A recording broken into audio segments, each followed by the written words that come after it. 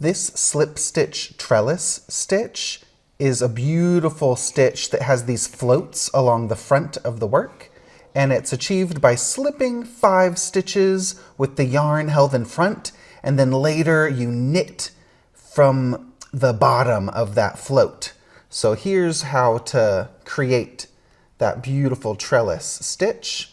I'm working one of the rows where I knit 1, slip 5 with the yarn in back, knit 1, and my pattern says to knit 1 by inserting the right needle under the long float and then into the next stitch. So what does that mean?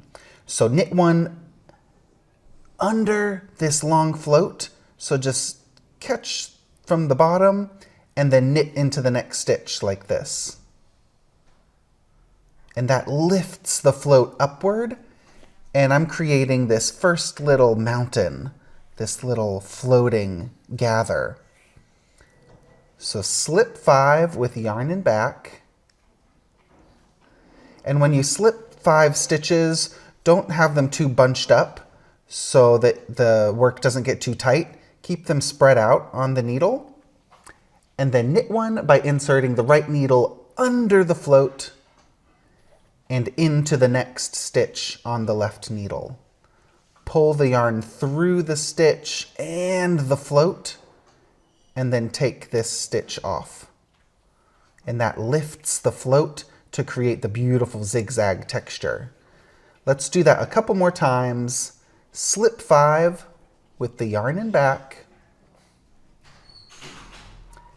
Knit 1, knit 1 by inserting the right needle under the float and into the next stitch. Pull the yarn through and take this stitch off. One more time for you English style knitters. Slip 5 with yarn in back.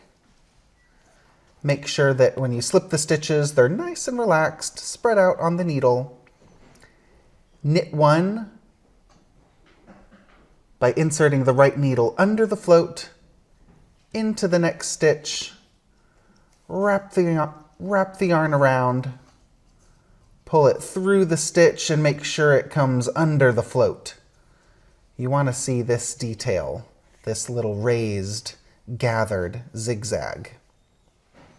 So those are the techniques to knit that beautiful slip stitch trellis. It's going to look like this on the right side.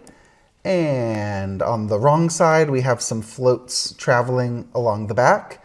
My top tip is to make sure that as you're slipping stitches and knitting them, you don't gather the stitches too tightly. So slip 5 with yarn in back, keep them spread out on the needle, and as you knit the next stitch and lift the float at the same time, just keep the stitches spread out. If you feel like you're a tight knitter, you could pull on your float on the back a little bit to make it loose and so it's not too tight.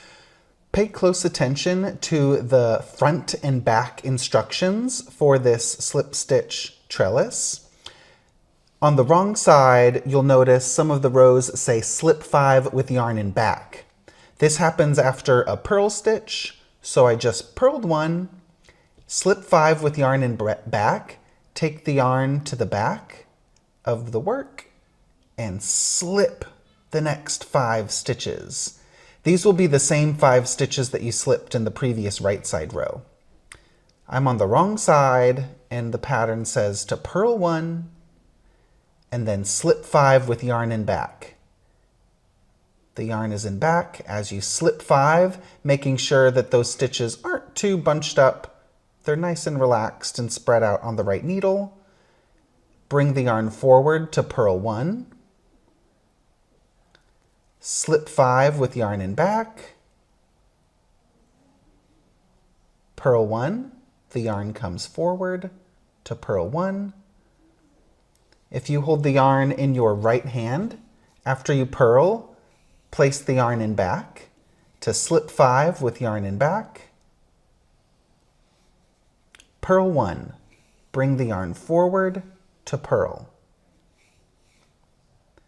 This is the wrong side row when you're working with the contrast colors to form this beautiful zigzag. So on that wrong side, you're going to be getting a float that is on the front of the work. So pay close attention anytime you're doing this pattern, whether the instructions say to slip 5 with yarn in back or slip 5 with yarn in front. And you'll get this float when you work that wrong side, and later this is going to be gathered up. The next time we work with this color, it's going to be pulled up to give this little mountain. So we have this beautiful gather happening, and it alternates.